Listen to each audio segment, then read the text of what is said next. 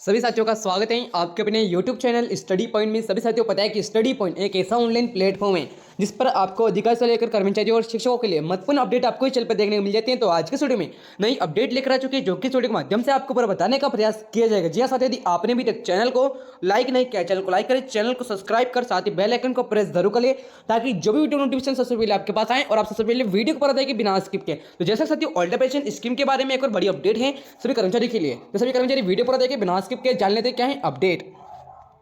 तो जैसा कि साथियों ओल्ड पेंशन स्कीम पुरानी पेंशन व्यवस्था गरीबों से लेकर अमीरों को देगी। Old pension system will give form for rich. यह कैसे चलेगा? स्पष्ट है, पेंशन के बोझ तले राज्यों का वित्त चरमा जाएगा। राज्यों के वित्त पर भारतीय रिजर्व बैंक हाल ही में जारी एक रिपोर्ट 19 नवंबर 2022 पेंशन पर राज्यों के व्यय का वित्त विवरण प्रदान करती है। जैसा कि ओल्ड पेंशन स्कीम अंशदान अधिकांश सरकारें उनकी विचारधारा की परिवाह किए बिना उन नीतियों को लागू करती है जो अमीरों से लेकर गरीबों तक अलग अलग डिग्री के धनवान धन का पूर्ण वितरण करती है। पुरानी पेंशन प्रणाली ओपीएस की वापसी के पक्ष हालिया प्रस्ताव सबसे पेचीदा लगता है। ओपीएस एक पे एज यू गो योजना है जहां वर्तमान सरकारी कर्मचारी के योगदान का उपयोग पिछले सरकारी कर्मचारी की पेंशन देनदारियों को निधि देने के लिए किया जाता है। और जैसे साथियों इसके विपरीत 2003 के एनडीए सरकार द्वारा स्थापित नई पेंशन योजना द्वारा राष्ट्रीय पेंशन प्रणाली एनपीएस का परिभाषित अंशदान योजना है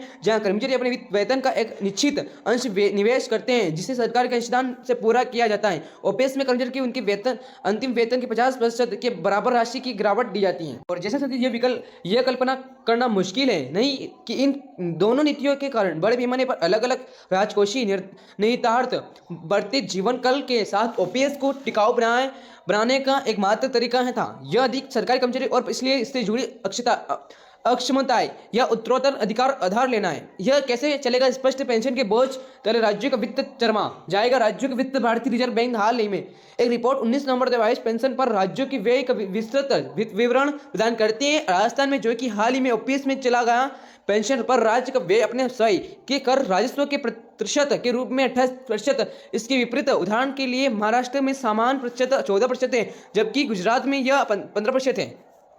जैसा कि साथियों old pension scheme update news आखिरकार जब राज्यों के उत्तराधिकारी की कमी का सामना करना पड़ेगा तो उन्हें खर्चों में कटौती करनी पड़ेगी। स्वार्थ शिक्षा और अन्य दीर्घकालीन संपत्तियों पर खर्च स्वाभाविक रूप से सबसे पहले होगा। हारने वाले बहुसंख्यक गरीब लोगों जिन्हें राज्य बुनियादी सेवाओं और समर्थन वंचित कर दिया जाएगा। विजेता धनी सरकारी कर्मचारी के अल्पसंख्यक होंगे। इसमें कई रॉकेट साइंस हैं। पार्टी लाइन के अर्थशास्त्रियों ने इसके राजकोषीय प्रभावों के लिए ओपीएस की आलोचना की। हालांकि जबकि विस्मयकारी प्रस्ताव के भविष्य दायित्वों को वास्तव झंडी दिखाने की आवश्यकता इस प्रस्ताव अनैतिकता उजागर करना आर्थिक महत्वपूर्ण है। यह इस नीति के दुर्लभ उदाहरण जो स्पष्ट गरीबों की धनराशि को अमीरों को वितरित करने के लिए ओपीएस के समर्थक हाल ही में कारपोरेट टैक्स की कटौती एक प्रति उदाहरण के रूप में उद्धत कर देती है। तो हालांकि कारपोरेट टैक्स कटौती का कम से कम सैद्धांतिक तर्क यह है कि कारपोरेट निवेश को बढ़ावा देने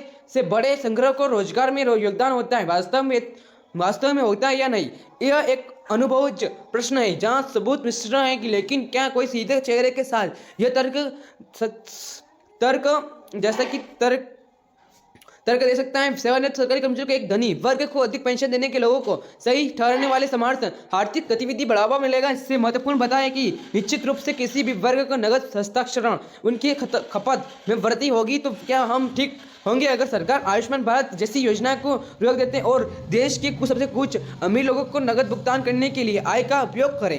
ऐसे साथियों कोई गलती न करे। सेवानिवृत्त होने वाले सरकारी कर्मचारी भारत आय अर्जित करने वाले शीर्ष 5% लोगों से अंत छठे वेतन सातवें वेतन आयोग के मानते सरकारी कर्मचारियों को वेतन संशोधन किया वे एनपीएस के तहत होंगे। इसलिए अब ओपीएस पर शिशु करना भी नागरिकों के विश्वास को उल्लंघना है। यह मुझे दूसरे बिंदु पर लगता है जैसे कि कुछ राजनीतिक दल अमीर सरकारी कर्मचारियों के लाभ ही इतनी खुलकर वकालत कर रहे हैं जबकि गरीबों को बेहतर भौतिक जीवन के अधिक वंचित करें।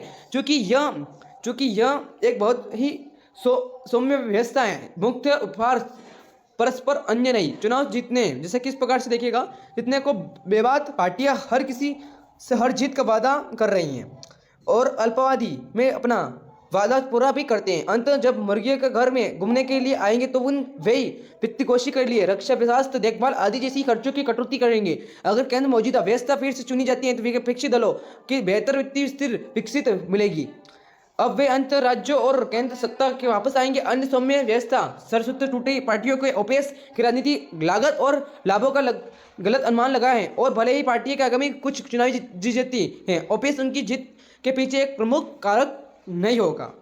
जैसे कि सभी मित्रों सभी कर्मचारी ने इस वीडियो के माध्यम से पूरी अपडेट जाना हुई थी। आपने भी चैनल को सब्सक्राइब कर साथ ही बेल आइकन को प्रेस करें और ऐसी वीडियो आने के लिए आप हमारे चैनल बनने की चैनल जो कर्मचारी सारी महत्वपूर्ण जुड़ी अपडेट है। जय हिंद, जय भारत।